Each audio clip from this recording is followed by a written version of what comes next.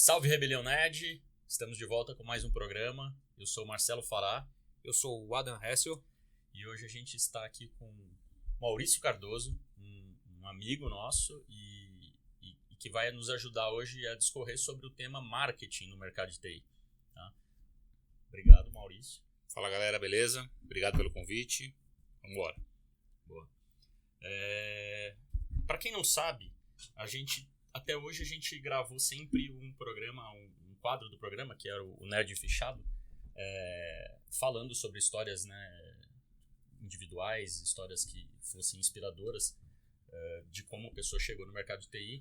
E esse, na verdade, vai ser o primeiro programa que a gente vai falar sobre um tema, e é um tema bastante relevante e que também ajuda a nos inserir, né, o Nerd Rebelde. Com certeza, eu acho que foge um pouquinho daquele TI que a gente fala de técnico, né? Então, é um TI hoje voltado para marketing, eu acho que vai ser bem interessante aí para a gente discorrer sobre o assunto.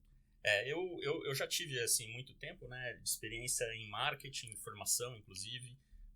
Passei por agência de publicidade, de comunicação, e sempre quis trazer essa experiência para o mercado de TI, porque eu via um espaço para isso. E, claro, não só eu tinha visto esse espaço e tudo mais, tanto que o Maurício acabou saindo do... Né? Conta um pouco essa história. Aliás, conte rapidamente para não... Mas assim, como foi a sua trajetória dentro do mercado de TI até você chegar a ter a sua empresa que trabalha marketing pro mercado de TI? Beleza.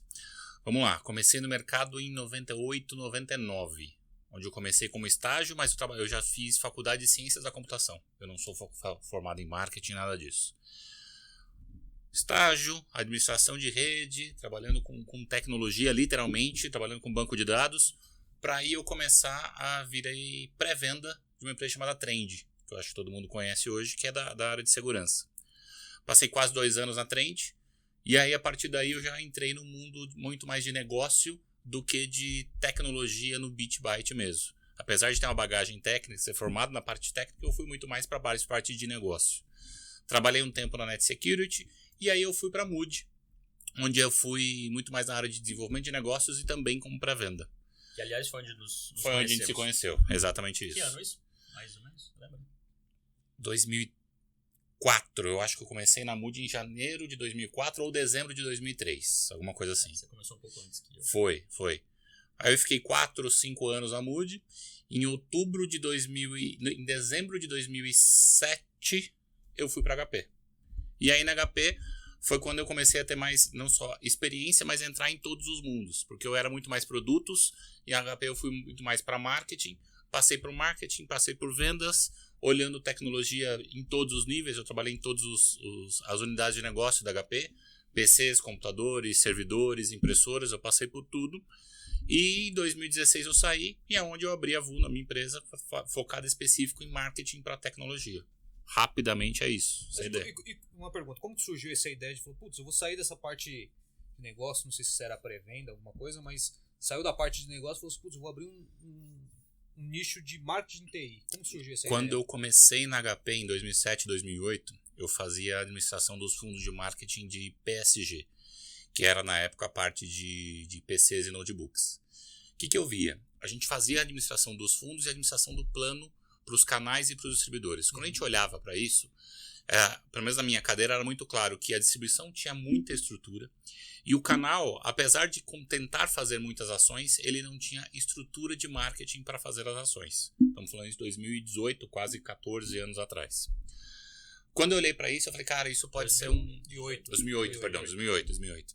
Isso pode ser um nicho, não só nicho de negócio, mas a necessidade do mercado de TI, do ponto de vista de marketing, é muito maior em canais do que em fabricante e distribuidor. Quando você olha para fabricante, normalmente o fabricante ele tem uma estrutura de marketing, seja Brasil, seja Latinoamérica, seja americano, seja qualquer lugar, ele tem estrutura de marketing. Ele sabe como posicionar a marca, ele sabe que tipo de ação ele deve fazer, ele tem conhecimento de marketing. Quando a gente olha para a distribuição também tem estrutura de marketing, mas ela tem dificuldade na execução na ponta, quer dizer, em ajudar a desenvolver os canais. Entendi. E quando eu olhava o mercado, eu não via nenhuma agência especializada nisso. Então, lá da cadeira que eu estava, eu olhava, poxa, se tivesse uma agência que olhasse para canal de TI com um olhar diferente, entendendo as necessidades daquele cara, entendendo o dia a dia, como que ele trabalha, o que ele precisa de marca, o que ele precisa de negócio, o que ele precisa de novos negócios, o que ele precisa de desenvolvimento da empresa como um todo, seria ótimo. E aí, quando eu saí da HP em 2016, eu abri a empresa, focando especificamente em canal. Depois de um tempo, a gente já começou a ter muito mais distribuição. Hoje já temos distribuição, fabricante, a gente está muito inserido nesse mercado, mas a necessidade inicial, a gente continua muito forte trabalhando com os canais de tecnologia. Aliás, você falando assim, bom, a gente que de alguma forma atuou com marketing dentro do mercado, conhecemos, né, um pouco como funciona, mas vamos explicar um pouco como é que é essa estrutura a nossa estrutura do mercado de TI. Você falou do marketing, tem o fabricante, o distribuidor. Cliente final, quando vai comprar qualquer coisa, comprando nuvem, comprando caixa, que a gente costuma falar que é infraestrutura, PCs, a parte de hardware, ou comprando serviço ou software, ele sempre vai depender de uma estrutura parecida, que entra com um integrador ou revenda, uma distribuição e um fabricante. Esse é o mundo normal de todo mundo. Existem alguns fabricantes que fazem venda direta também, mas faz parte desse mundo de tecnologia. Não são todos que fazem isso. A grande maioria entra no contexto de ter o fabricante acontecendo com ações de marketing, e o fabricante, como eu falei no começo, ele tem estrutura. Se ele tem estrutura, ele tem plano de canal, ele tem estrutura de channel marketing. Então ele olha para o mercado, quer dizer, o go-to-market dele depende de canal ou de integrador de tecnologia e de distribuição de tecnologia. Quando ele olha para aquele cliente final, ele sabe que ele não vai ter braço para chegar no cliente final da maneira que ele precisa. Ele não vai conseguir a capilaridade que ele tem, ele não vai conseguir dar crédito para aquele cliente final. Então ele usa a distribuição e os integradores para fazer esse contexto inteiro funcionar. Quando ele cria um plano de canais estruturado, ele faz com que tenha investimentos de marketing para toda essa cadeia, passando pela distribuição e passando por canal. Quando entra esse investimento de marketing, aí é que o canal começa a entender um pouco diferente. Canal, quando olha para isso, o fabricante ele falou, te dou X reais de MDF. Existem o MDF é só para o público. Marketing Developer Fund, são fundos de investimento de marketing. Quando o fabricante ou um distribuidor tem uma verba de marketing para fazer investimento no canal, muitas vezes o canal não sabe o que fazer. Por quê? Ele não tem um planejamento estruturado. Ele não sabe que tipo de ação vai fazer, aonde pode dar mais resultado, o que ele faz para hoje, o que ele faz para amanhã, o que ele faz para o futuro, como que ele enxerga isso tudo e aonde que ele deve colocar. Você ia falar, perdão. Mas todos os fabricantes hoje trabalham com MDF? A grande maioria. A grande maioria trabalha. E aí você chega nas revendas e você trabalha com este MDF? Eu trabalho com o MDF e na verdade eu trabalho com um canal. Tem cliente nosso que tem investimento de fabricante, investimento de distribuição e também investimentos dele, que ele mesmo usa. Então, no contexto que a gente estava comentando de tecnologia, o fabricante faz investimentos para essa cadeia de marketing ou essa cadeia de B2B funcionar. Por sua vez, a distribuição também já tem planos estruturados para fazer essa cadeia de B2B funcionar. E quando chega no canal, nem sempre o canal sabe para onde ir, o que fazer e como fazer. A gente já teve canal, tem muitas nuances, tem muitas coisas pequenas que acontecem. Por exemplo, o investimento tem que acontecer dentro do quarto, dentro do trimestre. No mês 1, no mês 2 ou no mês 3. Quando acaba esse mês 3, ele tem que comprovar essas ações. Uhum. Tem cliente nosso que já chegou pra gente no passado e falou, cara, eu tô no mês 3 e eu tenho 20 dias para usar X mil reais.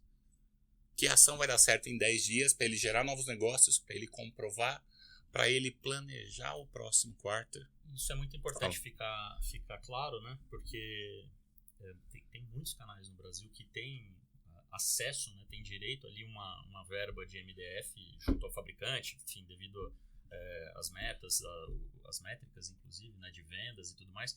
Mas tem muito canal que perde essa verba justamente porque não consegue fazer ação, né? Porque você precisa gerar uma ação que ajude, né, o fabricante, enfim, a propagar de sua marca, o seu produto, a tecnologia em si.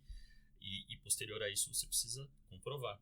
Ou seja, tem muitos canais que perdem muito dinheiro. É muito dinheiro que fica na mesa justamente por não saber como fazer. Tem cada vez menos, quer dizer, cada vez mais os canais estão se profissionalizando, estão olhando para isso, mas ainda tem muito dinheiro na mesa.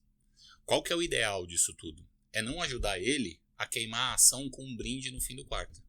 Que sempre foi um Que- subterfúgio muito Sem- usado, né? Sempre usou dessa maneira. Qual que é a ideia? Cara, vamos planejar antes do quarto começar. Ó, seu quarto começa em janeiro, agora. Eu hoje de manhã tá fazendo 2 planejamentos de canais, olhando 2023. Esse planejamento a gente faz em conjunto com os nossos clientes para apresentar para os fabricantes e para os distribuidores. Para que eles olhem para esses caras e falem, cara, esse canal está estruturado. Ele sabe o que vai fazer, tem começo, meio e fim. Ele não vai esquentar a cabeça porque aquele canal não vai perder verba, porque isso também é um problema para o fabricante. Porque o fabricante ele aloca uma verba e ele é obrigado a gastar. Sim. Só que se o canal vai lá e não gasta, isso volta para a unidade de negócio ou o dinheiro se perde para aquele cara. Então, para ele também é ruim. Não, inclusive para o próprio planejamento do próximo quarto, né? Se ele fala assim, poxa, a gente quer fazer mais ações do fabricante, aí falando do ponto de vista do fabricante, e pedir, por exemplo, a mesma verba ou até maior do que do quarto passado, Sendo que você não Pra gastou, né? Sendo matriz, que você não teve não uso. gastou. Eu te não dei utilizou, 10, sim. você usou 7. Para que Então, você tá pedindo 12 agora, Sim, irmão? sim. não precisa. É só Não usar os justifica. mesmos 10. É isso. Justifica, É isso. Então, E aí a Vuno entra com esse planejamento e encaixa esse É exatamente essa. essa Hoje, grana para fazer uma toda a empresa parte hoje de está marketing. fazendo 6 anos de empresa, temos aproximadamente 50 pessoas. A gente nunca perdeu uma verba de marketing. Legal. Então, qual que é o contexto? Se o fabricante planejou 10 e vai usar 7, não, a gente vai usar os 10. Com ações realmente. A gente não faz ações fake que pode fazer, não fazemos. As ações têm começo, meio e fim, tem planejamento e o grande foco. Independente da ação de marketing que for feita, a gente tem que gerar resultado. E aí o resultado ele pode ser muito mais amplo do que somente lead. Quando a gente fala em lead, é uma maneira que o fabricante olha para isso. Quer dizer, o fabricante, estou investindo 10, eu quero 100 de retorno, eu quero 300 de retorno de acordo com a ação. Sempre essa vai ser a métrica do fabricante. Por outro lado, o canal, às vezes ele não consegue gerar aqueles 300 de verba, de resultado. Para o canal, a ação tem que ser muito maior. Tem que ter posicionamento de marca, tem que ter posicionamento digital, tem que fazer ações com começo, meio e fim, que talvez o retorno não venha agora, mas venha no próximo quarto.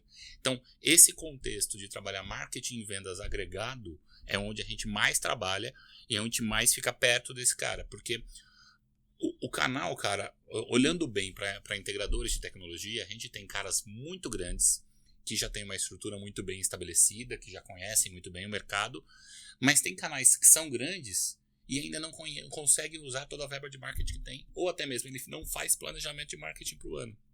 Isso faz com que não só a nossa presença seja fundamental para ele, mas que a gente ajude esse cara a se desenvolver. Tem canal que liga para a gente para conversar. Cara, tá pensando em fazer assim, eu estou vendendo nuvem, eu queria vender infra, ou eu vendo infra, como é que eu faço para vender nuvem? A gente vem acompanhando aí esses quase 24, 25 anos que estão no mercado, a gente enxerga que o mercado mudou muito. Lá atrás, o mercado era, cara, só vender caixa. Vamos vender caixa, vende uma caixa, um switch, um roteador, um servidor que seja, e colocava serviço embutido. Hoje isso mudou completamente. A pandemia acelerou a adaptação e acelerou a utilização de cloud absurdamente. Foi todo mundo para cloud de um dia para o outro. Agora a cloud tem trazido outros problemas que tem gente voltando para um mundo híbrido. Então, cada cliente tem a sua adaptação e o mercado de TI tem que acompanhar isso tudo. Então, você imagina o canal lá na ponta, ter que pensar em tecnologias novas, em produtos novos, em hardware, em tudo isso, e ainda pensar numa estrutura de marketing. Então, a estrutura no planejamento, nas ações, o que dá resultado, o que não dá, o canal ele precisa de ajuda. E você pensando em marketing, por exemplo, o canal talvez não precisaria ter uma pessoa específica para marketing, ou um time de marketing, né? Ele poderia contar com a Vuno para fazer esse... Depende do tamanho do canal. Tem canal que já tem uma estrutura. robustez suficiente, quer dizer, tem volume de faturamento que precise de uma pessoa lá dentro. E a gente normalmente indica que tenha pelo menos uma pessoa lá. É importante ter. Por quê? Porque essa pessoa vai estar lá no dia a dia e vai entender o negócio dele como um todo. Aqui, do nosso lado, a gente conhece muito de TI. Conhece de TI, conhece de produto, conhece de ação, sabe o que pode gerar resultado no curto prazo, no médio, no longo, mas a gente não está no dia a dia do canal. Apesar dos canais venderem os mesmos produtos, a entrega é completamente diferente. Tem canais nossos que vendem os mesmos switches ou roteadores, tanto faz, só que a maneira que eles se posicionam para o mercado é diferente. É o mesmo produto, os mesmos serviços. A maneira, o nicho, o que ele fala, como ele fala, muda tudo. E aí a estratégia de marketing muda. Então isso tem que ser completamente redesenhado para cada um desses caras. Entendi. Então é um braço mesmo, né? Um apoio. É que seja um braço, esse Legal, é o ideal. legal. Só que a gente faz com que esse braço aconteça muito mais qualificado. Então o que eu quero dizer? A gente ajuda você a planejar. Montamos o planejamento em conjunto. Sentamos em conjunto com o fabricante, se você precisar, para conseguir esses investimentos. Executamos todas as ações. E para comprovar, é outra coisa complexa. Você tem prova de custo, você tem prova da execução realmente da ação, tem detalhes da fatura que devem ser feitas, aonde o logo tem que estar, como esse logo tem que estar, o que a gente prometeu de resultado, o que realmente trouxe de resultado. Então, tem uma linha muito complexa que a gente também coloca para o canal de uma maneira muito mais simples. Ele fez a ação com a gente, no fim da ação, ele já recebe todas as comprovações e a gente vai até o momento em que ele literalmente recebe o dinheiro. Falou, essa ação era do quarter janeiro, fevereiro e março. Fizemos todas as ações, colocamos as comprovações e no dia 15, no dia 20 de março você já vai receber o seu reembolso da ação. Então, e isso faz com que eu tire a burocracia do canal, olhe para o resultado e isso vira uma bola de neve. A grande maioria dos nossos clientes são clientes recorrentes. São clientes que ficam com a gente por muito mais tempo por perceberem o conhecimento no mundo de TI, o relacionamento que a gente usa no mercado de TI, os detalhes que a gente sabe como funciona, como deixa de funcionar com distribuição, com canal, com fabricante e as conversas que a gente tem. De novo, tem clientes nossos que vendiam infraestrutura e começaram a vender nuvem. Depois eles começaram a vender segurança. A gente não literalmente foi o agente que fez essa mudança, mas nós participamos desse processo literalmente em conversas executivas. A gente senta com o dono do canal para trocar ideia. O que você está fazendo aqui? Mas como é que você está ganhando dinheiro? Olha, puxa, isso aqui pode não dar certo, isso aqui pode ser assim, pode ser assado. A gente usa dessa experiência para ajudar o cara na ponta. Como é que você se denomina? Uma agência de marketing terceira? Eu vou te dizer que esse é o meu problema de negócio. Porque em alguns momentos nós somos um acelerador comercial, em alguns momentos nós somos uma agência, em alguns momentos nós somos um braço do canal. A gente é tudo isso junto. Como a gente quer ser... Que o mercado enxergue a gente, né? A gente se associou há faz 1 ano e pouquinho na Abradist, então nós somos associados aos distribuidores de tecnologia, então a gente faz parte dessas conversas complexas de tecnologia que tem, mas a gente quer ver que o canal, ou o distribuidor, ou o fabricante veja na Vuno como um cara um parceiro de negócio, para gerar novos investimentos e gerar novos negócios. Esse é o caminho. Você tocou no nome da Abradist, né? Associação Brasileira de Distribuição, né, distribuidores de TI. Né, de TI, eu acho que TI e tecnologia, né, porque também tem a parte de automação, eles também abrangem automação comercial. Na verdade, o mercado de TI ele abrange tudo isso. O mercado de então, TI... a Abradist, ele tem todos os... Tem todos esses braços, há muito tempo já que eu não analiso lá os números, mas você sabe, você tem ideia, por exemplo, quantos canais que seriam revendas de TI, integradores, em média, quanto que a gente tem no Brasil? Cara, estamos falando de mais de 2.000 canais. Temos mais de 2.000. Mais de 2.000 canais. Só que assim, a análise deles é uma análise muito mais ampla do que a nossa. Quando eu digo mais ampla é o seguinte, a gente tem distribuidores que vendem cartuchos de tinta e são distribuidores de TI. O cara vende PC e vende cartucho de tinta e vende impressora. Cartucho de tinta você acha, por exemplo, em lojas de departamento, você consegue achar em outros lugares. Então, esses caras também são considerados canais. Quando a gente fala canais de tecnologia, na nossa cabeça lá dentro, a gente analisa algo em torno de 1.000 a 2.000 canais Brasil, tá? Com focos completamente diferentes. E a gente consegue ver hoje o mercado de TI muito mais aberto. Vou voltar um pouquinho no passado. A gente vinha de um mercado de TI onde o núcleo de canais giravam muito em torno de infraestrutura e PC. Sim. Era isso. Então vendia switch, roteador, servidores e PCs. E, cara, isso começou a crescer de um jeito absurdo e vários vertentes começaram não só a usar a distribuição foi atrás deles, mas o mercado de TI abriu muito. Abriu para automação comercial, abriu para cloud, com modelos de negócio completamente distintos. E por que não modelos de negócio? Quando a gente fala de cloud, quando a gente fala de infraestrutura, são pedidos grandes. Quando a gente fala de cloud, são pedidos mensalizados. O canal é outro. O canal está acostumado com pedidos grandes de hardware, vendendo o serviço mensalizado em cima. O outro, o produto de hardware não existe, ele vende a nuvem mensalizada e vende o serviço mensalizado. A estrutura é diferente. Então, um tem um faturamento mensal, o outro tem faturamentos grandes. Então, são modelos de negócio diferentes. E os canais estão tendo que se adaptar a tudo isso. E tá mudando muito, né? Porque hoje você vê diversos serviços, quer dizer, diversos produtos vendidos como serviço. Né? A maioria não vende mais. Fala assim, putz, eu vou vender um hardware hoje. O cara prefere alugar, fazer um contrato de 36 meses e falar assim, cara, me paga o serviço. Aliás, né? Os fabricantes estão Sim, migrando. Os fabricantes já migraram para isso. Eu não sei se dizer se é a grande maioria, mas eu vejo o movimento de grandes fabricantes já acontecendo neste modelo. E aí, qual que é a dificuldade? Os canais, eles estavam acostumados a trabalhar de um jeito, eles precisam mudar a maneira de trabalhar. Mudar a maneira com o discurso, com o fluxo de caixa. Se o cara vende um projeto de uma caixa de 2 milhões, de 10 milhões, ele vai começar a vender 10 projetos de 2 mil, 10 projetos de 4 mil. A maneira como ele lida com caixa, a maneira como ele lida com dinheiro, a maneira como ele lida com os clientes muda completamente. O mercado está nessa adaptação. Então, o que os fabricantes estão fazendo? Além de, já há alguns anos, ajudando a capacitar os canais atuais, mas isso é um trabalho muito difícil para esses caras fazerem. De novo, porque esses canais atuais eles estão acostumados a vendas grandes e eles precisam criar unidades de negócio para essas vendas recorrentes menores. Existem muitos canais novos entrando com ideias diferentes. Canal de TI falando de machine learning. Canal de TI falando de automação industrial. Muda completamente a vertente. Mas existe um nicho de canais que a gente acha muito maduro. São os canais de segurança. Canal de segurança da informação, eu vim de segurança há muitos anos atrás, eles são os canais que a gente enxerga com maior maturidade. Eles sabem o que oferecer e como oferecer e deixam de lado os outros negócios. Não vou vender infra, não vou vender switch, eu vou vender segurança. Vou vender os fabricantes e vou vender meus serviços mensalizados de segurança. E esse mercado está crescendo demais, né? Absurdo. Então, eu acho que é um dos mercados que mais crescem, né, no mundo hoje é a cybersecurity, né? A gente já teve cliente que pediu para parar as ações que nós estávamos fazendo. Falou, cara, para, porque eu não consigo atender a demanda.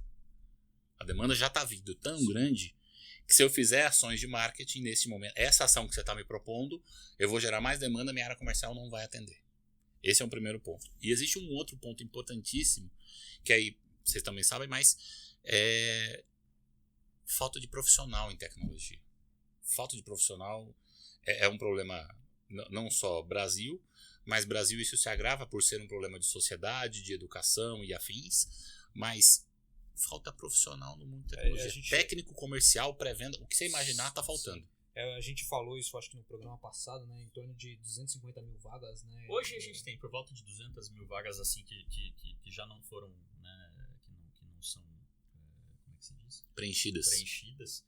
Mas a expectativa que a gente viu de mercado até 2025, quase 800 mil vagas a mais. A gente está falando, somando isso, dá 1 milhão. Imagina, 1 milhão de vagas. Abertas sem pessoa qualificada. 2025, sem pessoa qualificada. Olha que absurdo. E é importante a gente falar, e aí vamos aproveitar, porque a gente tem trazido isso, inclusive nos outros programas a gente tem abordado, é que é o seguinte, essa qualificação não é que a pessoa vai ter que fazer uma faculdade de tecnologia para poder, por exemplo, entrar para vender tecnologia no mercado. Bom, a gente tem várias histórias que a gente já trouxe, inclusive. Eu caí de paraquedas também, tinha me formado em marketing, fui cair no mercado de TI e tudo que eu precisei eu aprendi no nosso mercado. Aprendi, inclusive o Maurício chegou a dar aula para mim na hora, quando eu comecei na época, você estava na parte técnica, né? Eu era pré-venda, era BDM lá na Mood. Exatamente. Eu entrei como um vendedor interno, sem conhecer mercado de TI, a primeira coisa que o distribuidor me falou foi, fica tranquilo, é melhor que você não tenha vícios ou conhecimentos, a gente vai te ensinar o que você precisa aqui dentro. Então, isso aí é importante a gente dizer. Sabe o que eu vejo, cara? Eu vejo alguns programas muito importantes que alguns fabricantes fazem. Eu vou citar um aqui por ter participado um pouco disso. Então, voltando um pouquinho na minha carreira, quando eu comecei, eu era estagiário, virei administrador de rede e comecei a trabalhar com banco de dados. E eu participei de um programa da Trend, que existe até hoje. E esse programa da Trend foi o programa que me colocou para esse mundo de negócio, onde eles pegam profissionais júniores do mercado de TI, e esse programa existe até hoje, eu não me lembro do nome, depois eu preciso pegar o nome disso. E eles pegam profissionais júniores e passam uma semana fazendo treinamento de produtos Trend. Fazem treinamento de produtos, entendem as pessoas e eles escolhem alguns profissionais para trabalharem na empresa. O restante, eles distribuem para os canais Trend. Então, o que eles fazem? Pega no mercado quem pode ser bom, dou, entre aspas, um banho de loja, explico como é o mercado, como o mercado funciona, como que é essa parte técnica, quais são os produtos, pego alguns e coloco para o mercado. Com isso, ele coloca 30, 40 pessoas novas no mercado de TI, mas já com um mínimo de qualificação para tentar entender. Eu entrei na Trend assim, através de um programa como esse. Quando eu saí da distribuidora lá da Moody, eu passei pela Net Security e eu fiz esse treinamento, acho foi isso? que foi uma semana, não lembro, isso aí. Da Trend. É muito legal isso. Cada vez mais, porque o fabricante ele faz com que o mercado esteja mais perto dele, porque ele não vai conseguir ter caras com 5, 10, 15 anos de experiência. Hoje esse cara está muito caro e ele é muito valorizado pelo mercado e por quem está lá dentro. Sim. Quem está lá dentro não valoriza esse cara, ele vai perder rapidamente e não vai conseguir oferecer serviços. Então ele precisa valorizar esse cara. Só que cada vez mais a base da cadeia precisa trazer mais gente. E essa é uma iniciativa da Trend que faz com que acelere essa base da cadeia. É uma iniciativa pequena, não sei o tamanho. Eu sei que eles fazem, mas eu não sei o tamanho que está isso hoje. Mas eles fazem esse tipo de trabalho e vai colocando mais gente para o mercado de trabalho, principalmente segurança. E existem diversos profissionais, né? Tem um profissional que é o profissional técnico e gosta muito daquilo.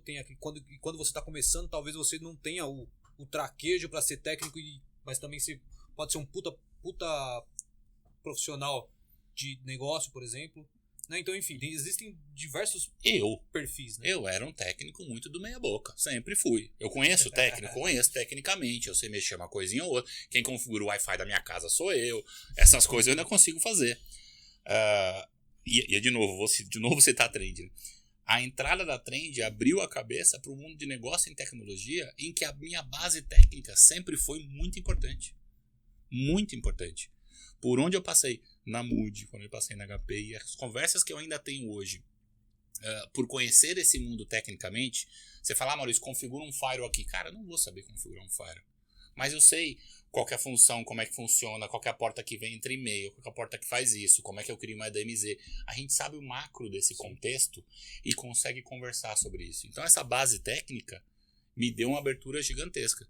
E quando você entra em TI, a minha faculdade, não foi uma faculdade boa também, mas é uma faculdade que ela focava muito em programação. Ciências da computação, naquela época, era muito mais voltado para isso. Então eu tive que aprender a programar em Delphi, em C, em COBOL, que graças a Deus eu não uso para mais nada na minha vida. Porque eu não tenho nada sobre programação. Cara, eu fiz colegial técnico, eu aprendi a desenvolver em aquela telinha azul, não era o nome? Mas nem C. Tela azul era C. Mas beleza, depois eu aprendi a fazer em Delphi e esqueci o nome, mas não é em C não. COBOL talvez seja, não sei. Eu esqueci, mas eu vou lembrar até o final do programa. Eu já não lembro mais. Mas eu aprendi a desenvolver em Delphi. Então, eu fiz um desenvolvimento ou outro na vida por necessidade da faculdade. Sim. Mas, então, programação é um caminho, banco de dados é outro caminho, infraestrutura é outro caminho, segurança é outro caminho. TI tem vários caminhos, tem programação para web, então tem muita coisa acontecendo. E cada vez mais, até os hardwares, que antes eram muito fechados, os softwares dos hardwares dos fabricantes, né? Principalmente se a gente for falar aí da vertente de segurança e tudo mais. Mas hoje já tem uma interface até aberta para que você consiga, inclusive, colocar programação sua ali dentro. Sim, eles estão mais abertos a customizar, código aberto. Isso é o padrão que está se estabelecendo, né? O mercado está indo para isso. Então é muito legal, por exemplo, essa linha de fusão aí de quem era só do mundo de programação e o pessoal do hardware de segurança. Agora já tem aí times de dev aí, enfim, de várias empresas, principalmente até empresas do usuário final. Cheguei a fazer muito negócio, por exemplo, com a TOTUS. É uma empresa de software, mas o time de TI, por exemplo, hoje tem um time dentro lá de dev, que ajuda, inclusive, a fazer desenvolvimentos de coisas voltadas ali para a parte. O mercado de TI ele é muito amplo. Ele é muito amplo. Só que a gente não tem uma educação tão qualificada. Então, de novo, vou voltar na minha época. Final dos anos 90, começo dos anos 2000, a internet ainda estava nascendo, não existia um milésimo do que é hoje. E a maneira como o mercado de TI trabalhava ainda era muito lenta perto do que a gente tem. Então a qualificação mudou cada vez mais. Então você acha que um cara, quando sai de uma faculdade, ele sai pronto? Ele não sai pronto. Ele tem que sentar e ficar alguns anos na cadeira ali, sendo suporte, entendendo aquele dia a dia, entendendo programação, entendendo o dia a dia do trabalho, para aí ele começar a entender para onde ele quer ir. Então demora um pouquinho ainda, depois que foi o que você falou. Né? E eu acho que essa é a faculdade, né? Também dia a acho. dia. Também acho. Ali é a base. É o doutorado. O dia a dia vai trazer o doutorado, mas o eu acho que pós-doutorado. isso é onde você... Cara, na faculdade você entende um pouco, mas você só vai ver mesmo que é tecnologia, pelo menos pro lado técnico, é quando você senta na cadeira e pega alguns problemas que você fala, caramba. Total. E aí eu acho que, cara, eu fico pensando naquela época, que não tinha Google. Hoje você tem Google. Hoje você dá um Google, você acha tudo. Você tá com um problema num hardware, num software, em qualquer coisa, você dá um Google, você acha. Antigamente, o cara tinha que pegar o datasheet lá e ficar... Olhando o manual. Isso quando tinha, né? Tinha fabricantes, por exemplo, que não tinha material. Fabricantes que não tinha Cara, material. Hoje, cara, o cara... 5 minutos de pesquisa ele encontra. Hoje é mais fácil você achar as informações, mas também a exigência na velocidade para encontrar as ações é muito maior. Sim. Então antes, cara, ninguém sabe como fazer, isso aqui é um bug do sistema que tá lá fora e ninguém sabe. Beleza. O cara olha para isso, deixa dar um tempo pro cara procurar, entender, testar, ver, validar, fazer. Tinha todo esse contexto. Hoje, cara, você tem que ter a resposta muito mais rápido porque você tem acesso a todas as informações do mundo em 10 segundos. Sim. Então muda a maneira como é que você acessa e muda a rapidez de necessidade do mercado. Aliás, você me trouxe uma coisa que eu queria queria falar, inclusive, né? A gente estava conversando sobre isso. A gente tem, inclusive, uma das nossas playlists lá, chama Nerdicas, que a ideia são a gente gravar, estamos gravando, inclusive o Adam à frente desse programa, mas enfim, vídeo tutoriais. A atualidade, né, as pessoas de hoje, antigamente, na nossa época, era procurar PDF, datasheet ali, de informações técnicas, ler para tentar. Hoje, já de um tempo, né, mas hoje muito mais firme, os jovens querem ver conteúdo em vídeo. Eles não querem ficar lendo mais. Eles querem ver aquela coisa ali, vendo na tela, a pessoa fazendo. Isso tá numa alta muito grande, né? Como é que como é que você que está em contato com as empresas, né, com as revendas, enfim, distribuição, como é que você vê essa coisa do vídeo, a divulgação em vídeo?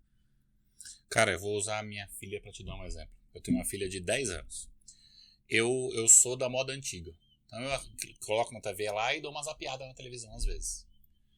Minha filha não gosta. O que ela faz? Ela coloca lá, pai, vou colocar no Netflix, ela assiste o que ela quer, na hora que ela quer. Essa é a geração que vai entrar no mercado de trabalho. A gente, eu não sei, eu acho que eu sou um pouco mais velho que vocês, mas eu assistia Pica-Pau às 9 horas da manhã até às 10. E aí acabou. Pica-Pau era só no outro dia. Não tinha outro desenho para assistir. E você ficava, vai brincar na rua, vai fazer outra coisa.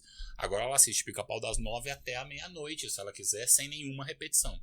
Então, o acesso à informação e a maneira como essa geração nova vem chegando é completamente diferente.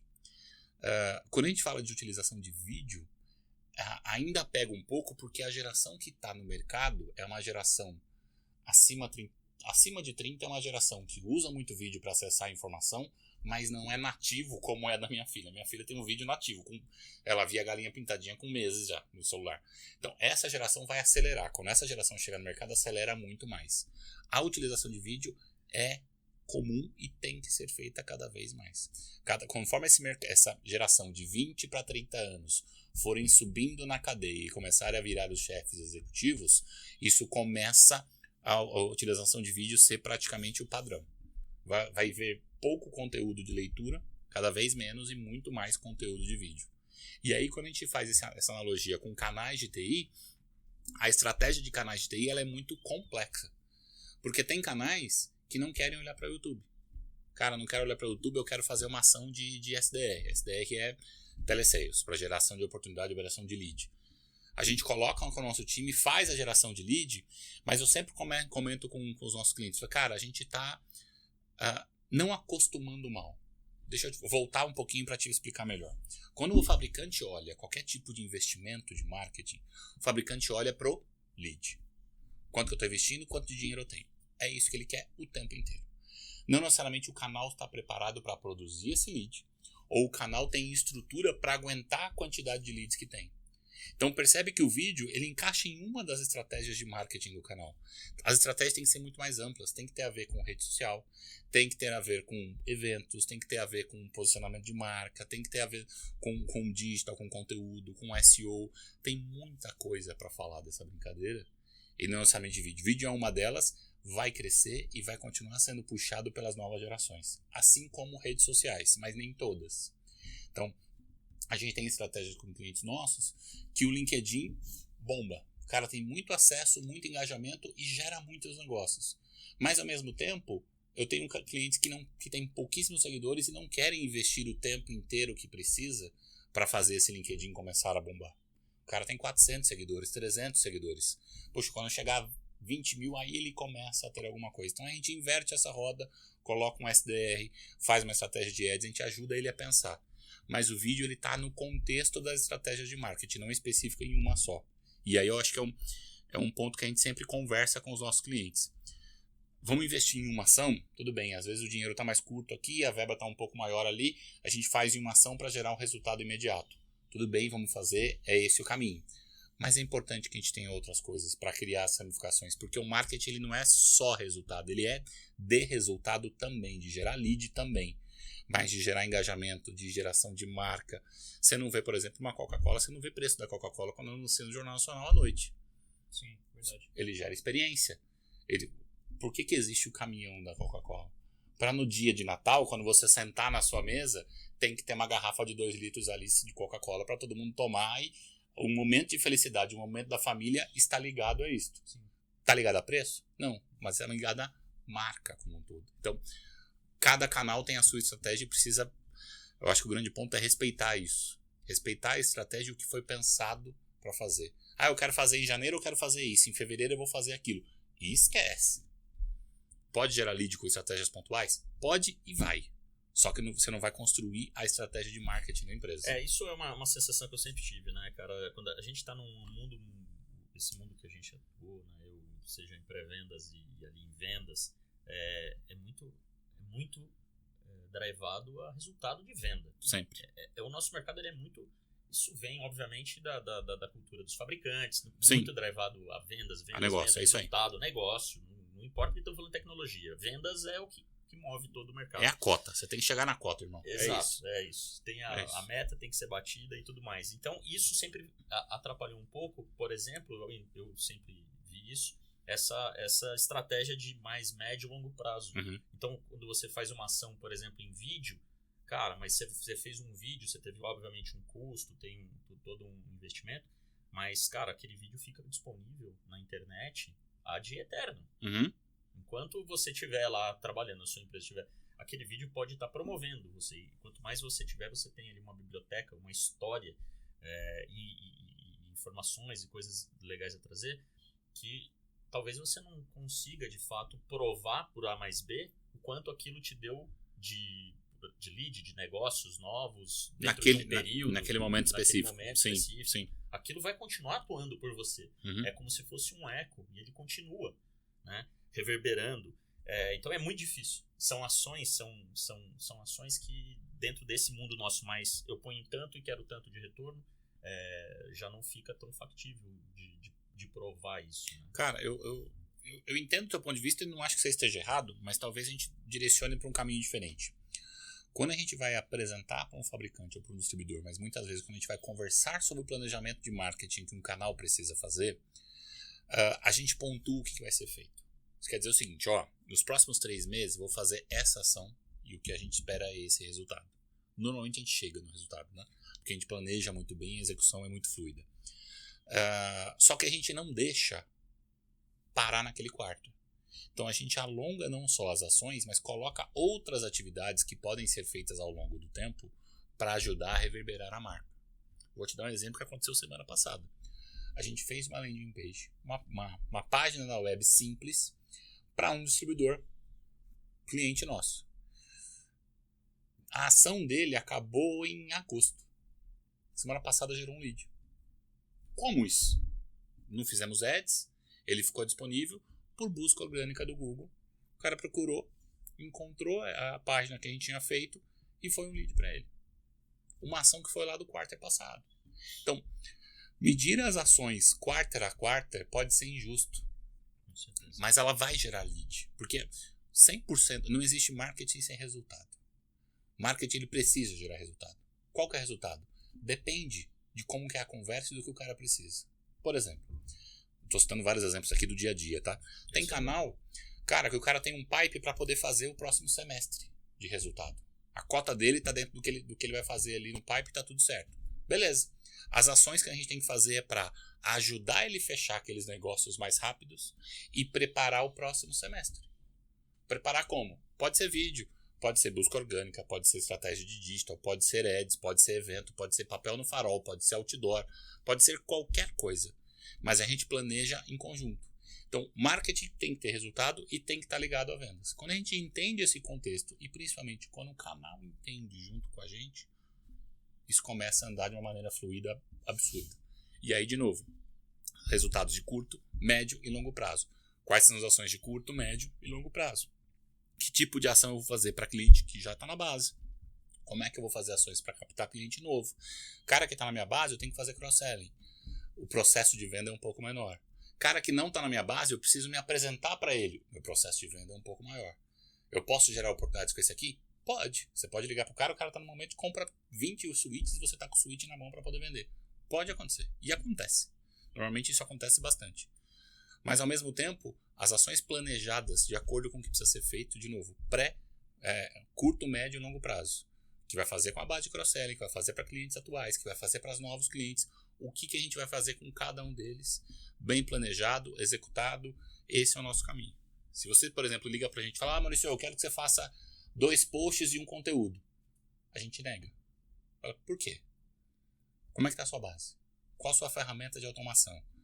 Quem que vai receber esse e-mail? Produto é de quem? É fabricante? É serviço? É com verba de marketing? É com verba de bolso? O que você espera de resultado? A gente gera essa conversa antes de colocar um preço para ele.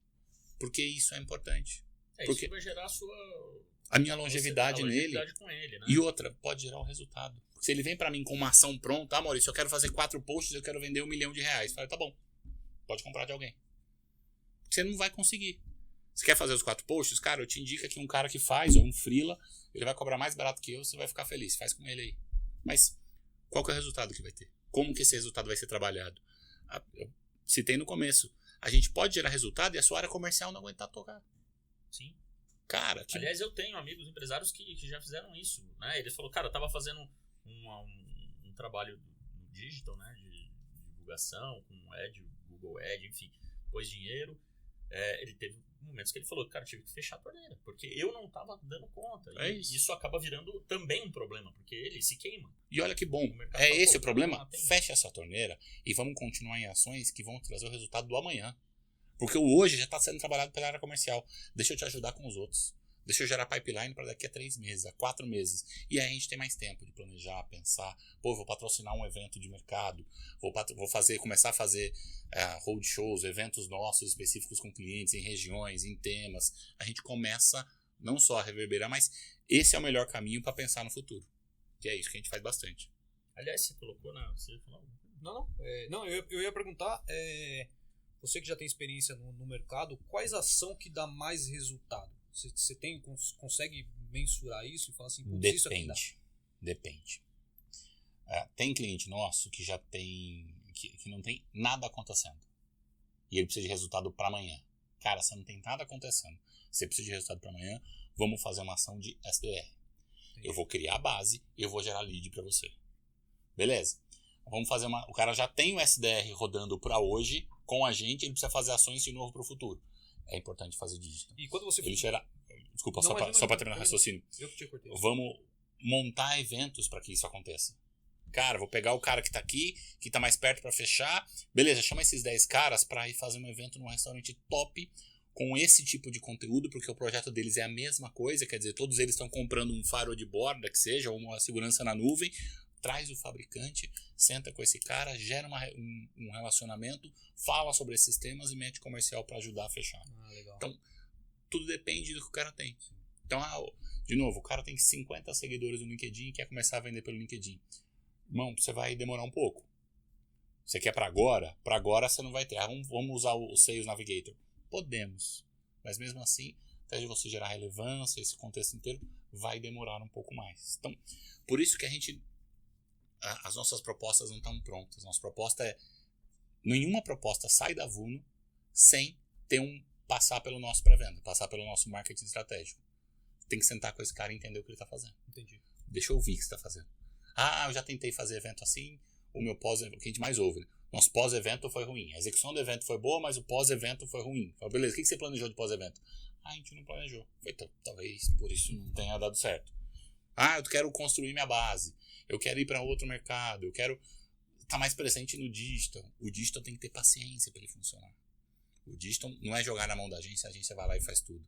Precisa ter uma parceria com o cliente, precisa ter muitas idas e vindas. O digital é complexo, não é para todo mundo. Então, tudo depende de como isso tudo vai ser feito, mas, só para fechar o raciocínio, toda a nossa ação tem que ter resultado. Algum tipo de resultado tem que ter. Então, a gente sempre monta e conversa com o cliente o tempo inteiro para que esses resultados aconteçam. Mas, no momento zero, tem que ter um planejamento, temos que ouvir o que ele está fazendo, o que ele já fez, e tentar encaixar a nossa experiência para fazer dar certo. Senão, não funciona. Entendi. Não, você respondeu. Eu ia te fazer uma pergunta, mas você já respondeu. Então, agora, mande lá. Esse resultado que você colocou você quer uma água? Sempre mensurável? Cara, eu quero, por favor. Sempre mensurável? Sempre mensurável. Independente de qual seja. Conversa qual que é o resultado que esse cara espera? Ele espera lead, ou ele espera aumentar seguidores, ou ele espera aumentar engajamento, ou ele espera e as ações construir... que são, por exemplo, de uma construção de longo prazo, seja de imagem... Tem que ter... Tô tentando não usar palavras em inglês, mas tem que ter algumas paradas no meio do caminho da ação para medir o quanto que de resultado. Imagina o seguinte, o cara quer aumentar a base que ele conversa. Beleza. E ele faz um investimento para conseguir X leads novos e Y tamanho de base. Isso acontece num período de 6 meses. Fizemos a ação, acabou o primeiro mês, o que a gente já conseguiu? Onde é que a gente está? Já foram tantos leads, já construímos tanto de base. Como que isso vai caminhar daqui para frente? Quer dizer, qual o aumento que a gente... Qual o aumento que a gente vai ter de base e o que a gente precisa fazer? Então, sempre a gente vai acompanhando a ação para que a gente não chegue no final, faz 6 meses eu sumo, depois eu volto e falo, não chegamos lá. Não, tem que estar conversando com esse cara o tempo inteiro, falar, tá gerando isso, não gerou aquilo, estamos fazendo assim, estamos fazendo assado. Como é que crescemos? Estamos decrescendo, vou mudar a estratégia no meio. Acontece. Cara, estamos indo muito para esse tipo de conteúdo, vou mudar um pouco mais para cá, para gerar essa... Vai mudando, vai acontecendo durante a ação. Mas aí quando você diz assim, como é que é esse contrato com esse seu cliente? É uma mensalidade, ele paga por retorno, como que funciona isso? Depende. Você percebe que nenhuma ação eu te dei, nenhuma resposta falou, não é isso. Depende. O cara às vezes pode ter uma verba de marketing num quarter, ou num semestre, ou num ano. Pode ter uma mensalidade que a gente pode fazer. Tudo depende de como que essa ação vai vir, o que ele coloca de resultado e como que a gente vai chegar junto com ele. Então, depende do que vai ser feito. Cada contratação é handmade. Tem que ser, cara. Tem que ser. Claro que a gente tem alguns padrões já estabelecidos dentro da empresa. Mas ele tem que ser handmade, ele tem que ser feito à mão para aquele cliente, porque senão eu coloco ações de mercado e falo, tá todo mundo dá certo outdoor, vou colocar outdoor para você também. Não dá, cara. Não dá para você ter uma prateleira. Quando a gente fala de consultoria, isso é uma consultoria, não dá para ter. Né? Eu tenho ações, só que a ação tem que ser feita específica para você. Então isso depende para cada um e a gente vai fazendo o tempo inteiro. Pra gente, esse mercado, por mais que a gente tenha tido contato ao longo dos tempos e tudo mais, mas agora com essa nossa empreitada, né, com o Nerd Rebelde, é que a gente está tendo realmente um contato mais próximo, né, com essa realidade de cada um, né? Que nem a gente conversa aí com fabricante, com distribuidor, com canais, né, com revendas, a gente tem conversado com todo esse público. E a gente tem visto, obviamente, essa grande diversidade seja de atuação, mas também de necessidade, né, de cada um. Então, assim, a gente também tem experimentado na pele, né, essa coisa do handmade, do ter que... cada um é uma necessidade, é um tipo de uma abordagem diferente. Uma coisa em comum que a gente está encontrando bastante é que o pessoal fala bastante de vídeo, né? que tem que ir por esse caminho de vídeo divulgação, de podcast. Aliás, inclusive, acho que a gente não teria nem dado esse grande passo, né, de migrar, enfim, de criar tudo isso. E o que você enxerga de podcast nesse mercado de TI? Qual que é a sua opinião sobre isso? Tem alguns clientes nossos que já fazem. E com conteúdo muito bom. E a estrutura tem que ser muito boa. O cara não pode fazer da casa dele. Sim. Perde credibilidade absurda. É importante que ele vá num estúdio, que ele vá fazer em algum lugar. Como aqui, que tem toda a estrutura, microfones, qualidade de som, imagem, tudo isso. E esse passo de podcast é mais uma onda do que veio. Então a gente teve algumas ondas nos últimos anos, né? Onda de rede social, depois onda de marketing digital, a outra onda de podcasts, ondas de vídeos, a gente está na onda, terminando a onda dos cortes, dessas coisas todas. Então são sempre ondas que acontecem, ela vem no volume muito grande, depois ela diminui e ela meio que se estabiliza, às vezes cresce um pouquinho, às vezes diminui um pouquinho e vem trabalhando o mercado. Para mim, o canal para fazer vídeo e para fazer podcast, ele tem que ter a estratégia de marketing dele muito bem estruturada. Não é um cara que, de novo, tem 50 seguidores no LinkedIn e tem uma base de 200 clientes ou 200 prospects que vai fazer uma coisa dessa. Sim. Ele precisa fazer mais coisas para alimentar o dia a dia para depois chegar na ideia de podcast. Que o podcast ou os vídeos no YouTube, ele posiciona o cara de uma maneira diferente. Ele posiciona aquele cliente não só numa visão, mas, poxa, eles estão falando sobre um assunto que é importante para mim. E isso, não só a insistência, mas a maneira de falar sobre vários assuntos é o que chega do outro lado. Então, canais estruturados têm que ir para o caminho de podcast. Ele pode não passar essa onda? Pode, mas eu acho que é perda de tempo. Porque é um pouco do que o Farah falou, né? O podcast que o cara faz hoje, daqui a alguns anos, esse conteúdo ele pode ser renovado e ele está lá o tempo todo. Ele está fazendo marketing para você, ele está aparecendo para você o tempo inteiro. Você não precisa falar com ele, com um cliente novo sobre aquele assunto, que o vídeo está lá, está gravado, o cara tiver vontade, ele clica 2 vezes, olha, entende, e aí ele te procura. Então, quando a gente pensa no processo de compra, os 4 passos lá do processo de compra, o posicionamento de podcast, ele está lá no começo, quando o cara está aprendendo ou descobrindo sobre um problema que ele tem. E aí o podcast ajuda exatamente nisso, para posicionar e para estudar. Então, e a geração imediatista que a gente está criando e a geração imediatista que nós estamos nos tornando faz com que os cortes desses podcasts sejam mais importantes até do que o podcast como um todo. Com certeza. Então, exemplo meu, que eu não sei se é o mais real, mas das pessoas que eu me relaciono sempre dificilmente a gente vê uma entrevista por inteiro. A entrevista tem 1h30, tem 2 horas, dificilmente a gente vê uma entrevista toda. A gente vê cortes da entrevista de 10 minutos sobre o cara falou sobre esse tema. Legal, esse tema é importante pra mim. E a chamada que os caras criam no YouTube, né, é sensacional, né? Porque você fala assim, putz, sei lá, o Bolsonaro falando da urna eletrônica. Por que você é contra a urna eletrônica lá no Flow? Né? Por que o Bolsonaro é contra... Aí, putz, cara, você vai lá, é chamativo, né? Você vai lá, clica, quero ouvir o que esse cara falou, por que ele é contra, né? E é muito legal. E às vezes a resposta nem traz a resposta para aquele tema. Ele está circulando sobre aquele tema, mas não há uma resposta sobre aquele tema em específico.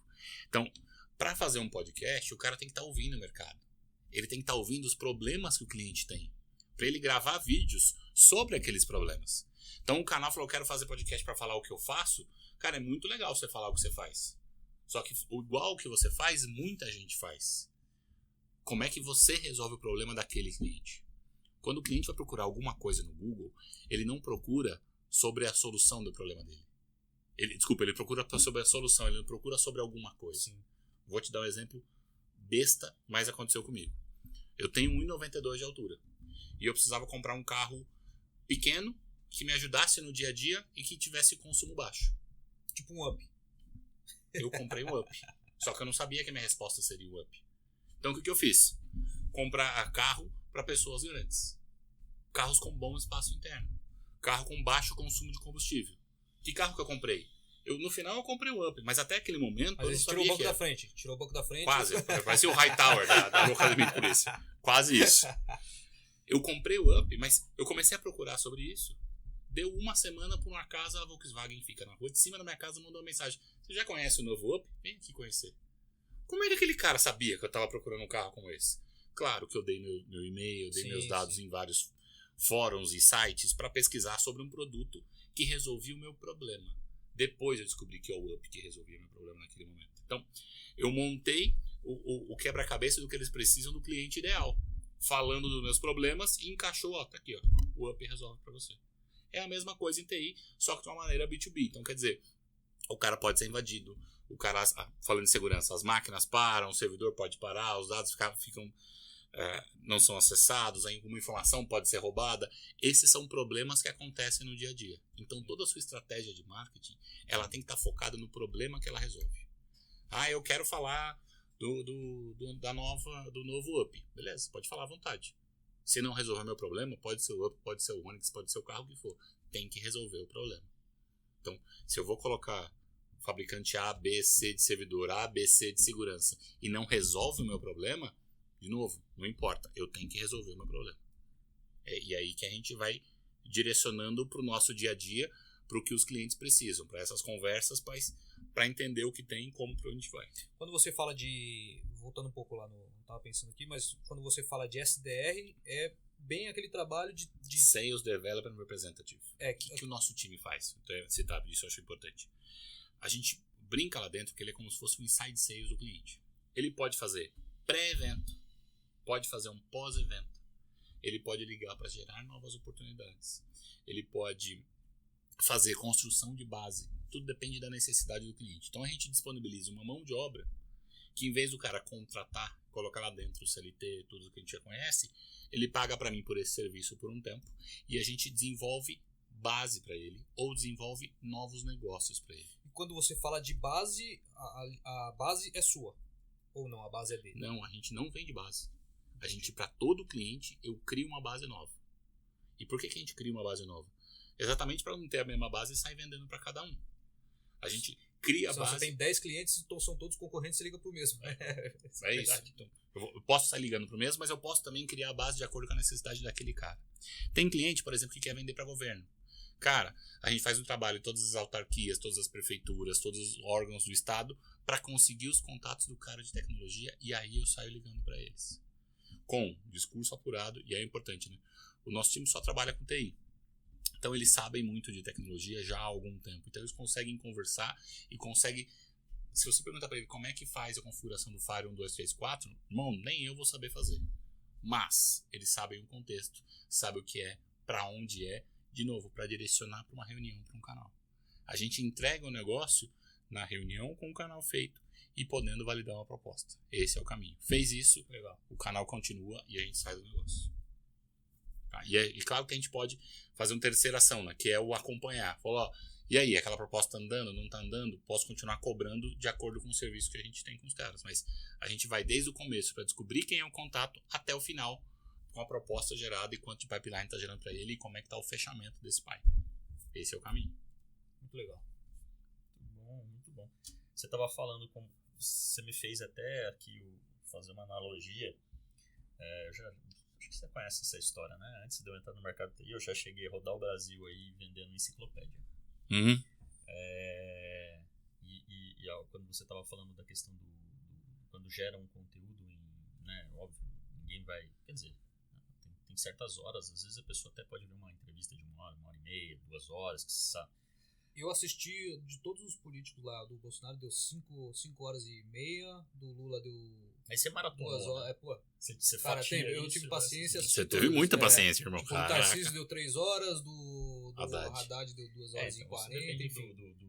Depende do Cara, interesse, né? mas a gente voltando pra... Desculpa te cortar, mas só pegando mais um gancho e falando dessa geração, cara, eu me habituei a assistir vídeos 1.5. Sabe, na velocidade lá que você acelera. Isso é um problema, cara. Eu tô assistindo todos os vídeos e assisto assim. Eu também. Eu a gente tô tenta no otimizar, 1.25. Não, depende. Daqui a pouco você dá mais um grau. Tem gente que é muito pausado. Cara, você pode pôr 2 vezes que ainda fica no natural. Cara, minha cunhada, ela falou que assiste série 1.5. Não, isso eu já não... Então, mas, pô, vídeo no YouTube eu assisto. Série, filme, essas coisas eu não consigo. Minha mulher e minha filha reclamam comigo. Porque eu coloco 1.25, eu tô sem paciência, eu tenho muito mais coisa pra fazer. Deixa eu ver, já vai ajustando. Aí minha filha vai ver uma música na mesma televisão que eu coloquei no 1.25. Essa música tá acelerada, pai. Tá diferente. Por quê, filho? Vem cá que eu te... Mas isso acelera ainda mais o raciocínio e a nossa geração. É essa geração dos nossos filhos, enfim, eu tô com 3, né? Cada um tá numa fase. Numa fase. Mas uma coisa que me trouxe, né, que eu achei interessante para finalizar o raciocínio, você tem uma enciclopédia que é uma junção de várias informações. Uhum. Né? Ninguém pega e lê uma enciclopédia como lê um livro, porque não é uma história corrida. Sim, não é história contínua. E é muito legal essa coisa dos cortes, que foi falar, poxa, vamos pegar um conteúdo que talvez não seja tão palatável para todos, né? 2 horas de conversa, e vamos seccionar isso, e é como se estivesse criando ali fazer um índice dos temas, o que seria uma enciclopédia. E quando você vai fazer uma pesquisa, você vai justamente no índice, você escolhe ali o tema do que você está pesquisando para você responder, seria isso numa enciclopédia. Hoje, como ninguém sabe o que é enciclopédia, mas o conceito é exatamente isso. Os vídeos grandes, eles nada mais são do que um compêndio de várias informações que em dados momentos, talvez uma dali do meio faça sentido. E tem livros que são assim também. Então tem um livro do Fernando Meligeni, que eu jogo tese, tem um livro do Fernando Meligeni que eu tava lendo outro dia. Ah, sim, ainda joga? Ainda jogo e jogo bem. Quem quiser desafiar, eu tô manda precisando aí, de um oponente. Então vamos jogar. Mas tá jogando bem? Sim. Tá jogando bem? Não, bem, eu tô jogando liga, irmão. Joga direto, eu tô jogando pra caramba. Tá bom, já. Tô brincando. Existem livros, esse do Meligeni que eu tava falando, acho que chama Sacando Junto, alguma coisa assim. Ele dissecou o jogo de tênis. Cara, ele vai ter um capítulo que ele fala do toss. O toss é quando você joga a bola pra cima pra fazer o saque. Beleza. Ele fala o que você tem que fazer, que tipo de saque que você quer, aonde que a bolinha tem que ir. Beleza, eu tô com um problema no toss, eu vou ler aquela parte. Aí depois ele fala o melhor backhand pra poder fazer slice. Aí você vai pro final do outro capítulo. É muito parecido. Já é os highlights do futebol também. Os melhores momentos do futebol. É isso. Tem outro livro que eu tava lendo que é exatamente a mesma coisa. Me chama. Eu esqueci o nome do livro, mas são dos fundadores da Amélios, que é um livro sobre empreendedorismo. E, cara, é exatamente uma coisa. Puta, eu tô com um problema hoje com, sei lá, com o time. Ou eu tô com um problema com o cliente. Eu tô com um problema com o meu sócio. Beleza, eu vou ler aqui específico o que eu quero. Falando de clientes. Quais são os tipos de clientes? O que acontece? Beleza, esse capítulo salvou o que eu precisava saber hoje, deixa de lado. É a mesma coisa, cara. Os livros já se prepararam para isso também. E a ideia de ter os cortes, eles vão caminhar cada vez mais. Mas agora a gente já vem, daqui a pouco a gente começa a ter os próximos capítulos. A ideia do metaverso ainda não está tão palpável para B2B.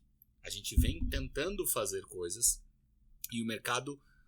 Se o mercado de revenda de tecnologia ainda não foi totalmente para o digital, que é conteúdo, que é ferramenta de automação, que é redes sociais, e-mails também, segmentação, imagina ir para o metaverso. Então o mercado ainda está nesse mundo e indo aos poucos, sentindo para depois chegar no outro. Então, o vídeo faz parte desse contexto e eu acho que é de extrema importância, dependendo do tipo de cliente e como isso vai ser desenvolvido. Você falar, perdão. Não, eu ia falar assim, cara, eu entendo que eles, vamos falar assim, eles estão ainda no passado, estão passando por, eu acho que é essa tecnologia, né, de vídeo. Você acha que depois, sei lá, já dá uma rampada e já vai direto para um outro nicho, por exemplo, de metaverso? O cara não vai ter essa passagem por vídeo? Você entendeu a minha pergunta? Posso estar errado, mas eu acho que não. Não? Por que eu acho que não? Porque para ele ir para um contexto de metaverso é uma construção de jornada. Jornada é a palavra da moda, né?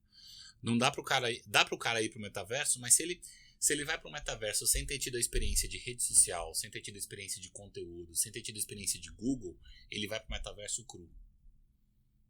Faz total sentido. E as expectativas que ele vai ter em cima de resultados em metaverso serão muito menores do que é o digital hoje.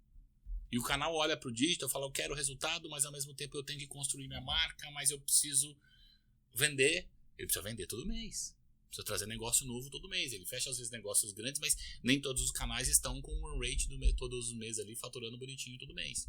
Então, de novo, depende do contexto de cada canal. Mas para mim, a ida para o metaverso depende de uma conscientização e de uma educação no contexto de digital. Ele precisa entender o digital ainda. Ele precisa entender as redes sociais. Ele precisa fazer alguns trabalhos aqui para ele saber o que pode dar resultado, o que ele não pode, até mesmo para testar a marca dele. Às vezes o cara tem um produto que pode viralizar numa rede social e quando ele vai para o metaverso ele não está preparado para isso. Então, os contextos são distintos E eu acho que o metaverso é a construção. Hoje eu vejo no mercado de TI pouquíssimos integradores preparados para o metaverso. E digo mais, eu vejo pouquíssimos fabricantes e pouquíssimos distribuidores preparados para isso. Mas o próprio metaverso não está, na verdade, como se diz, estruturado. O metaverso é para minha filha. É para minha filha de 10 anos. Por exemplo, você consegue dar uma ideia de como que o mercado de TI pode usar o metaverso, por exemplo? Hoje, marca. Hoje, marca e experiência. Para manter um ambiente seguro, por exemplo, um integrador de segurança, para manter um ambiente conectado, um integrador de switches ou de rede ou algo do gênero. Nesse contexto, gerar oportunidades dentro do metaverso hoje, para o mercado B2B focado em tecnologia, eu acho muito difícil. Posso estar errado? Posso, não tem problema nenhum com isso. Mas eu acho que ainda não. Seria uma aposta, eu acho que é descabida, inclusive, né? Quem não está ainda estabelecido no... Que já está muito difícil, cara. Antigamente, antes de eu entrar até na faculdade, eu trabalhava em empresa familiar, né, do meu pai. E eu ajudei justamente era mail impresso, distribuído pelo Brasil. Você não tinha muitos mecanismos. Hoje, cara, é impressionante. Você fala de mídia social, são vários canais. Você fala de marketing digital, é um mundo, é um universo. Já está muito difícil da gente conseguir, se não for, obviamente, com a ajuda de uma pessoa, de uma empresa, enfim, profissional do mercado, é muito difícil saber o que fazer. A gente acabou de voltar do RD Summit. Foi um evento que acontece anualmente lá em Floripa. Cara, o evento tá mudando. Fala sobre o que a RD, a Resultados Digitais, ela foi vendida para TOTUS. Sim. E ela é uma empresa criou uma ferramenta de automação de marketing. E ela criou isso com muita inteligência, porque além disso ela liderou o mercado, criação desse mercado de marketing digital no Brasil. Beleza. O RD, ele fala não só das ferramentas que fazem parte desse ecossistema, mas ele fala de tendências do futuro, do que pode acontecer ou não. E, cara, o evento era muito B2C até alguns anos atrás. Esse ano, a gente percebeu uma virada de chave e falou, cara, ficou bastante B2B. Tem muito mais coisas acontecendo. Então, o B2B, ele demora para criar uma maturidade para começar a utilizar as ações de digital. Hoje está cada vez mais maduro. Hoje tem cliente e tem coisas novas acontecendo o tempo inteiro. Quando criou o LinkedIn, pouquíssima gente usava como usa hoje. Pouquíssima gente. Usava para compartilhar currículo. Cara, meu currículo está online e está lá. Hoje não. Você gera conteúdo, você gera evento, você gera relacionamento. Então, a maturidade que o LinkedIn construiu com o tempo é a mesma coisa do que a gente está falando. Então, o RD, o evento, ele criou uma maturidade nesse período, o LinkedIn criou essa outra maturidade. Então, aos poucos isso vai acontecendo. O que eu estava falando do metaverso cara, o metaverso para mim, ele pode começar a ficar mais palpável ou tangível daqui a alguns anos. Sim. Com uma outra sociedade que vai estar acostumada a viver no mundo paralelo e no mundo real. Eu acho que isso vai ser um dos problemas, viu? Eu também acho. E as redes sociais, elas já são um problema porque a pessoa, muitas vezes nas redes sociais, é um monstro e quando você vai ver no dia a dia, o cara é super gente boa. Já existe essa dupla personalidade. Ou ao contrário, que é mais fácil. Ou a pessoa na vida real é um saco. É super legal lá. Eu vi um neurocientista, isso no YouTube também, né? Que eu vivo no YouTube. Eu vi um neurocientista falando que pela primeira vez na história os filhos vão ter um QI abaixo do dos pais. Por conta de redes sociais, por conta desses negócios que, por exemplo, não pode criar um texto grande, porque senão a galera não lê, tem que sempre postar uma foto ali das coisas legais que você está fazendo, senão não engaja. Porque fica muito na superfície, sim, né? Então ninguém se aprofunda em nada, seja nos sentimentos. Todos os eventos, todas as situações são superficiais. Todos os conteúdos acabam sendo superficiais. Aprofunda quando você conhece alguém ou quando você vai fazer uma reunião. Então, quando a gente cria um conteúdo para um cliente nosso, esse conteúdo ele pode ser mais denso, como a gente chama de meio para fundo de funil, ou até mesmo fundo de funil, mas sempre vai gerar mais dúvidas para o cliente. Quem sana essa dúvida? Uma reunião com alguém. Se não tiver reunião com alguém, cara, não tem negócio de TI sem alguém.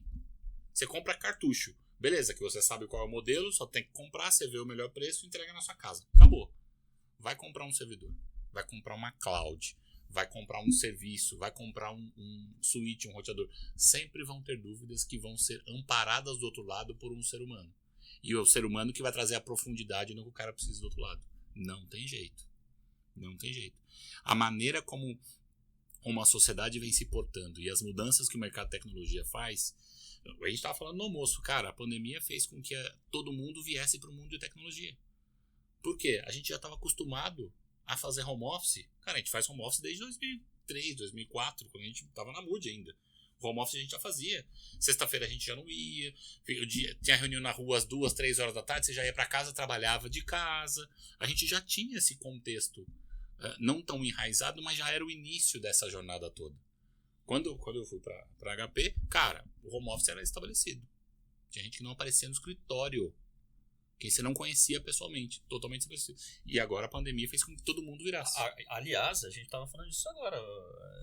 Tem gente recebendo proposta de emprego que a pessoa fala assim, não, é para vir 100% escritório. Não vou. Mas não quer nem saber de ouvir mais a conversa. Fala, não, tudo bem, então obrigado. Porque já tá virando um benefício. É um benefício. Dependendo da função da pessoa. Cara, o cara trabalha na logística. Irmão, não dá pra você ficar de casa. Você tem que vir pra cá o tempo todo. Função administrativa, função de vendas. Cara, você tem que reportar o número e reportar suas ações. Vai vender. Se em uma semana você não atualizou tudo, quer dizer que você não está trampando direito. Volta aqui, vamos desenhar e entender de novo. Você estabelece mais controles e tenta ajudar aquele cara. Mas ficar em casa, todo mundo vai ter que ter. Existe uma mudança grande também durante a pandemia, que continua acontecendo, a migração para o interior. Ou para as grandes cidades, para cidades da região metropolitana. Que é fantástico isso, né, cara? Você ganha qualidade de vida e você trabalha. Todo mundo morava em apartamentos pequenos perto dos escritórios. Você vai ver, esses escritórios estão muito mais vazios. Muito mais vazios. As pessoas não precisam vir todo dia, vêm uma vez ou 2 vezes, 2 vezes por semana, então beleza, dá pra morar em Jundiaí. Dá pra morar eu moro em São Bernardo, dá pra morar em São Bernardo, cara, num apartamento maior do que eu poderia ter aqui, com uma estrutura que eu consiga ter escritório da minha casa. E aí eu trabalho de casa, a mesma coisa que eu faria na rua. E anexo a isso, a gente tem os benefícios de você distribuir né? Por exemplo, quem vai pro interior, nas cidades, você vai consumir no mercado local, você começa a dar, porque a gente realmente estava naquele movimento de todo mundo se pinhocando nas grandes capitais, É isso. Com custos caríssimos e tudo mais. Agora a gente consegue ter essa, né?